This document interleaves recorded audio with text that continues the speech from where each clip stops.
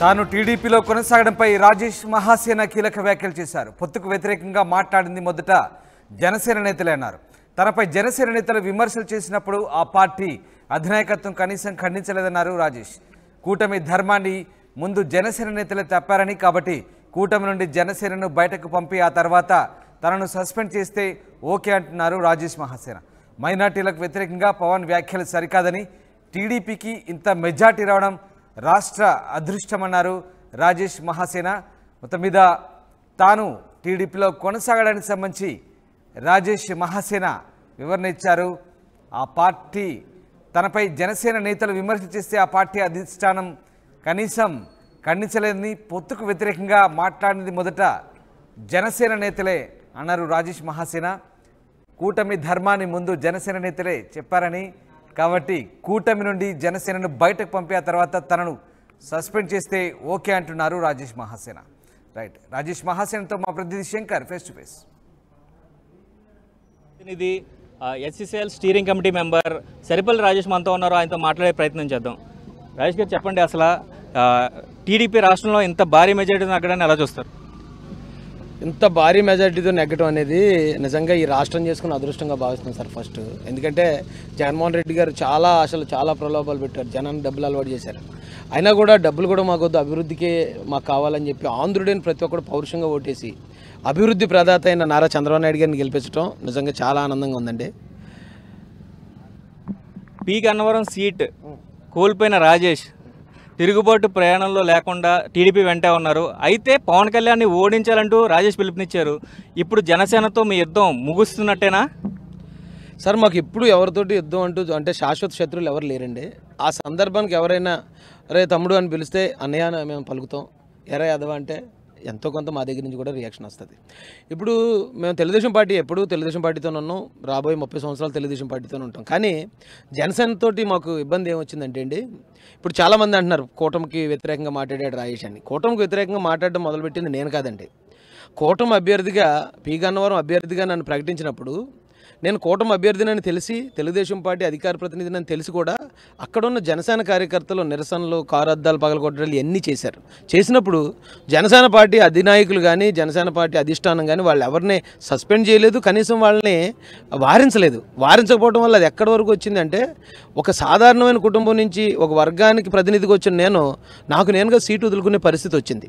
అప్పుడు కూడా మేము బాధపడలేదు. ఏంటి పొత్తులో ఉన్నా సరే వీళ్ళు ఎంత దారుణంగా ఎంత డైరెక్ట్గా చేసినా కనీసం ఆ జనసేన అధిష్టానం పట్టించుకోలేదేటని మేము బాధపడ్డాం. కానీ ఆయన రాజమండ్రి మీటింగ్లోకి వచ్చి బీజేపీ వారి కోసం 400 సీట్లు లేకపోతే మేము ప్రాణాలు ఇచ్చేస్తాను అన్నాడు. బీజేపీ 400 సీట్లు ఎందుకు అడుగుతుందంటే రాజ్యాంగానికి మార్చడానికి అని చాలామంది మేధావులు చెప్పారు. రాజ్యాంగాన్ని మార్చడం అంటే రిజర్వేషన్లు తీసేయటం, క్రిస్టియన్ ముస్లిం లోట్లు తీసేయటం, చాలా ఇబ్బందులు ఉంటాయి. అయితే అవన్నీ తెలియక ఈయన మాట్లాడాడని మేము అనుకోండి, వాటన్నిటికీ ఈయన సపోర్ట్ చేశాడు అనుకున్నాం. తెలుగుదేశం పార్టీలో ఎస్సీలు ఉన్నారు, ఎస్టీలు ఉన్నారు, క్రిస్టియన్లు ఉన్నారు, ముస్లింలు ఉన్నారు. వాళ్ళందరికీ వ్యతిరేకంగా కూటమిలో ఉండి కూటమికి వ్యతిరేకమైన స్టేట్మెంట్ ఈయన ఎందుకు ఇచ్చాడు? ఆ ఇచ్చిన కారణంగా ఓకే, ఆ స్టేట్మెంట్ పవన్ కళ్యాణ్ గారిదే తప్ప తెలుగుదేశం పార్టీది కాదు, సో మేము పవన్ కళ్యాణ్ గారిని వ్యతిరేకిస్తున్నాం, మా ఓట్లన్నీ కూడా మేము తెలుగుదేశం పార్టీకి వేస్తాం, ఇక్కడ ఉన్న క్రిస్టియన్ ముస్లిం ఎస్సీలు అందరం కూడా తెలుగుదేశం పార్టీకి ఓట్లు వేస్తున్నామని వేసాం.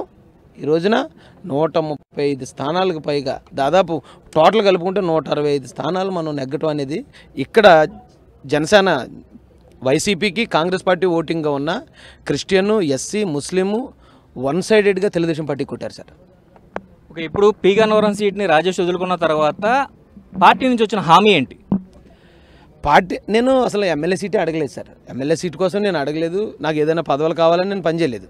జగన్మోహన్ రెడ్డి గారిని గెలిపించుకున్నాం 2019లో. ఆయన మాకు వ్యతిరేకంగా మాకు అన్ని నష్టం చేసి మమ్మల్ని చంపిన, అవమానాలకు గురి చేసిన ఆయన పట్టించుకోలేదు. ఆయన ఎలాగైనా ఓడించి ఈ కింద వర్గాలు, తక్కువ కులాలు, చేమల లాంటి మనుషులు అనుకుని తక్కువ చూపు చూస్తున్న వాళ్ళు కూడా తలుచుకుంటే ఒక ముఖ్యమంత్రిని కూడా దించగలుగుతారు సీట్ నుంచి, అతన్ని ఓడించగలుగుతాం అనేది నిరూపించాలనుకుని మేము తెలుగుదేశం పార్టీ కోసం పనిచేసాం. కానీ ఈ క్రమంలో తెలుగుదేశం పార్టీ అధినాయకుడు చంద్రబాబు నాయుడు గారి ఆయన గొప్ప వ్యక్తిత్వం మేము తెలుసుకున్నాం. గొప్ప వ్యక్తిత్వం తెలుసుకుని ఆ తెలుగుదేశం పార్టీ అంటే ఈ బడుగు బలహీన వర్గాలకి ఎప్పుడో బాలయోగ్ గారి దగ్గర నుంచి, ప్రతిభా భారతి గారి దగ్గర నుంచి ఎంతమందికి విలువిచ్చిన పార్టీ అని మేము పార్టీలో చేరేదాకా మాకు తెలియదండి. ముందు పార్టీలో చేరడం అయితే జగన్ ఓడించడమే మా లక్ష్యం. ఆ లక్ష్యంతోనే వెళ్ళాం. కాబట్టి ఎమ్మెల్యే సీటు కూడా మేము అడగకుండానే ఇచ్చారు. ఈ పదవులు అనేది కూడా మేము అడగలేదు. నాకు ఒకటే అండి, చంద్రబాబు నాయుడు గారు ముఖ్యమంత్రిగా ఉంటే రాష్ట్రాన్ని అభివృద్ధి చేయాలి. ఆయన రాజేష్ ఈ పని చేయండి అంటే పని చేస్తాం, రాజేష్ సైలెంట్గా ఉండండి అంటే సైలెంట్గా ఉంటాం. ఆయన వాక్ ఇప్పుడు మేము అనుకున్నది మాత్రం ఈ రాష్ట్రంలో దళిత బహుజనులు తలుచుకుంటే ఒక ముఖ్యమంత్రిని, కొమ్ములు తిరిగిన ముఖ్యమంత్రిని కూడా దింపగలరా నిరూపించాలనుకున్నాం, నిరూపించాం. ఒకవేళ పవన్ కళ్యాణ్ తరపు జన సైనికులందరూ రాజేష్ కూటమిలో ఉండడానికి ఇష్టపడకపోతే, రాజేష్ ప్రయాణం కూటమిలో కొనసాగకపోతే తెలుగుదేశంలో ఉంటారా, లేకపోతే తెలుగుదేశం పార్టీ నుంచి బయటికి వెళ్ళిపోతారా? ఇప్పుడు జనసేన వాళ్ళకి ఇష్టం లేకపోతే జనసేనలో ఉంచకూడదండి, అంతే. వాళ్ళు అలాగే జనసేనలో నేను రావడం వాళ్ళకి ఇష్టం లేదు. అప్పుడు ఆ రోజున జనసేన పార్టీలో నేను చేర్చుకోలేదు, అది వాళ్ళ హక్కు. కానీ తెలుగుదేశం పార్టీలో నేను ఉండాలా లేదా అనేది నిర్ణయించాల్సింది మా అధినాయకుడు నారా చంద్రబాబు నాయుడు గారు. ఆయన కోసం మేము నిలబడ్డాం, ప్రాణాలు తెగించాం, కేసులు భరించాం. తెలుగుదేశం పార్టీ గెలుపు కోసం ఎప్పుడూ తెలుగుదేశం పార్టీకి దూరంగా ఉన్న ఎస్సీస్లో చంద్రబాబు నాయుడు గారి యొక్క గొప్ప లక్షణాలు తెలియజేసి అప్పుడుకి నియంతలా ఉన్న జగన్మోహన్ రెడ్డిని కూడా ఎదిరించి పార్టీ కోసం ప్రాణాలు తెగించి నిలబడ్డవాళ్ళం మేము. చెప్తే చేయడం నేను నిజమే, ఒకవేళ పొత్తుకు నేను వ్యతిరేకంగా మాట్లాడాను, అది వాస్తవం, డౌట్ లేదు. కానీ నాకన్నా ముందు మాట్లాడింది జనసేన వారు మాట్లాడారు. నాకన్నా ముందు నా మీద వ్యతిరేకత క్రియేట్ చేసింది, నిరసనలు తెలియజేసింది జనసేన వారు చేశారు. ఒకవేళ పొత్తు నుంచి ఫస్ట్ జనసేన సస్పెండ్ చేసేస్తే తర్వాత నన్ను కూడా సస్పెండ్ చేస్తే మేమందరం. జగన్ హీరో స్టేట్మెంట్ ఇచ్చాడు రిజర్వేషన్ల పైన, అది ఒక మగతనం కనిపించింది. మేము ఎలా ఉండాలనుకున్నాం అలాంటి నాయకుడిగా ఇప్పుడు జగన్ మాకు ఇప్పుడు కనిపించారంటూ ఎన్నికల చివరి దృష్టిలో మీరు అలా మాట్లాడారు, దాన్ని మీరు ఎలా చెప్తారు? నేను మీకు ఫస్టే చెప్పానండి, ఈరోజు మీరు వచ్చి అన్నయ్య అని పిలిస్తే తమ్ముడు అని పలుకుతాను. ఈరోజు నన్ను ఎదవా అని పిలిచారంటే నేను అలాగే స్పందిస్తాను. ఆ రోజున జగన్మోహన్ రెడ్డి మాకు మోసం చేసినప్పుడు, అన్యాయం చేసినప్పుడు అతను ఓడించాలని మేము పనిచేసాం. ఓడించడానికి మా ప్రయత్నం మేము చేసాం, మేము సక్సెస్ అయ్యాం.